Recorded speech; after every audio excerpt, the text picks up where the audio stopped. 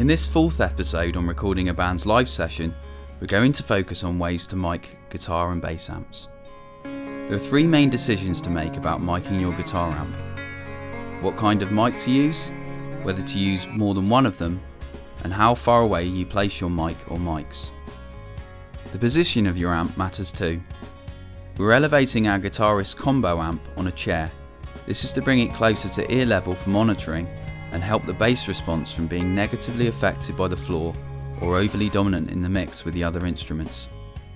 The most common approach when recording guitar amps is to use a dynamic mic, as they are rugged enough to place close to speakers and can usually handle the high sound pressure levels of a cab. They can also help isolate the sound because the cardioid pattern of a dynamic mic focuses on the sound ahead and not to the back and sides. The Shure SM57 is an industry standard candidate for the job, but there are plenty of other options on the market from the likes of Yamaha, Rode, AKG and more.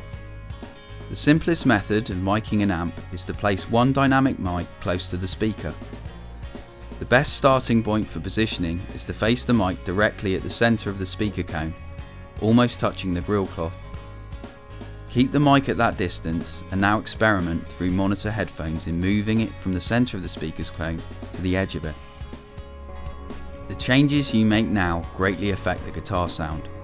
Positioning dead centre will be a direct, punchier tone, but positioning to the edge of the speaker cone will produce a darker tonality.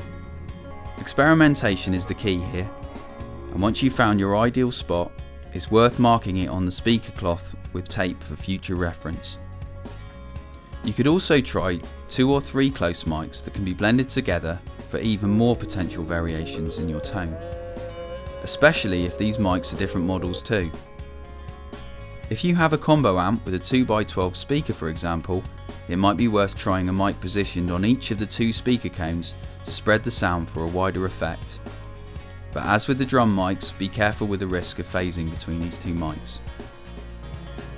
Using the previous one mic setup, you could also add an additional mic that's placed further away. This is to add core ambience and maybe some air to your guitar tone.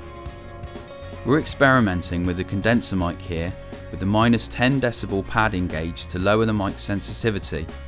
This allows for the higher output of a guitar amp to prevent clipping. Start with positioning this microphone several inches away, moving to a few feet. Remember, your options for multiple mics will be dependent on the interface you're plugging into.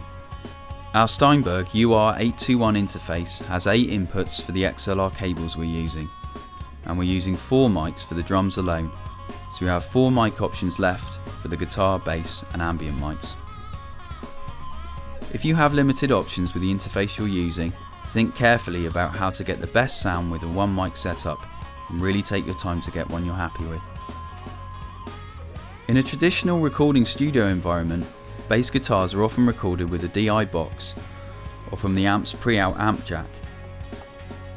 Many bass amps will allow for this option, and it's often preferable to minimise the risk of spill and enhance the bass in the mix. If you are miking, remember you're dealing with low-end frequencies, so need the right kind of mic to capture them, as opposed to the kind of dynamic mic designed for highs and mids. A kick drum cardioid mic from brands such as AKG, Shure and Audix can be good for this because they have a bigger diaphragm to capture the low-end frequencies you'll be using. If you're eager to start playing and begin recording, it's easy to rush through the miking stage. But you need to make sure you're happy with the sounds of each instrument's amp being mic'd. So keep checking the signal through monitor headphones and fine-tuning. A small movement with your mic at the speaker grille can make a surprisingly big difference.